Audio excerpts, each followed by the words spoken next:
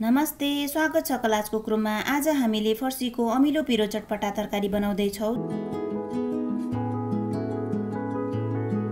सबैभन्दा पहिले मैले यहाँ फर्सीलाई काटेर त्यसको बोक्रा र भित्रको नरम भागलाई हटाएर यसरी सानो सानो टुक्रामा काटेको छु र सफा गरेर ल्याएको छु। फर्सी पाकेकाले त्यसको बोक्रालाई पनि अलग्याएको छु। यदि हरियो फर्सी छ भने त्यसको बोक्रा नफाल्दा पनि हुन्छ। अब हामीले तरकारी बनाउनका लागि तोरीको तेललाई तताएर त्यसमा मेथी फुराए, त्यसमा थोरै हिङ पनि राखे, मसिनो गरी काटेको अदुवा र चिरेको हरियो खुर्सानी पनि राखे। अब थोरै चलाएर त्यसमा काटेको फर्सी राखी सबैलाई मिसाउने।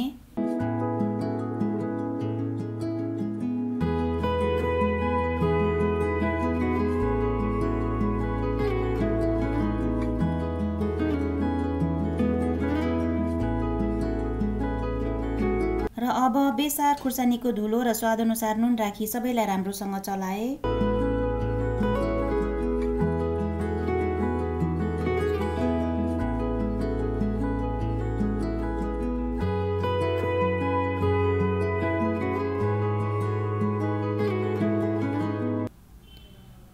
र थोरै पानी राखी 5 मिनेट जति ढाकेर पकाए।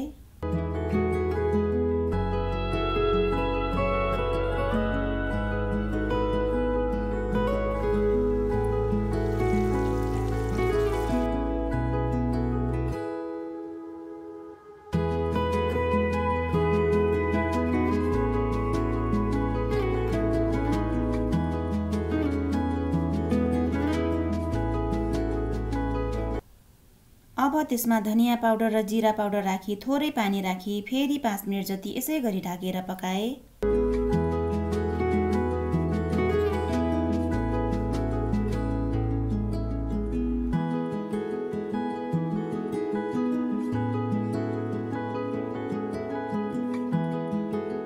पाँच मिनेट भइसक्यो। हेर्नुस् त, यो फर्सी पकाउँदा पकाउँदै गलेर लेदो भएको छ।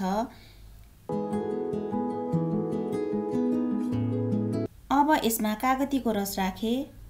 पाकेको फर्सी अलि गुलियो हुने हुँदा यसले फर्सीको तरकारीलाई चटपटा बनाउँछ। अन्त्यमा मैले यसमा हरियो धनिया राखे। अब हाम्रो फर्सीको चटपटा स्वादिष्ट तरकारी खानालाई तयार भइसक्यो। यसलाई खाना वा रोटी जेसँग खाँदा पनि एकदमै मिठो हुन्छ।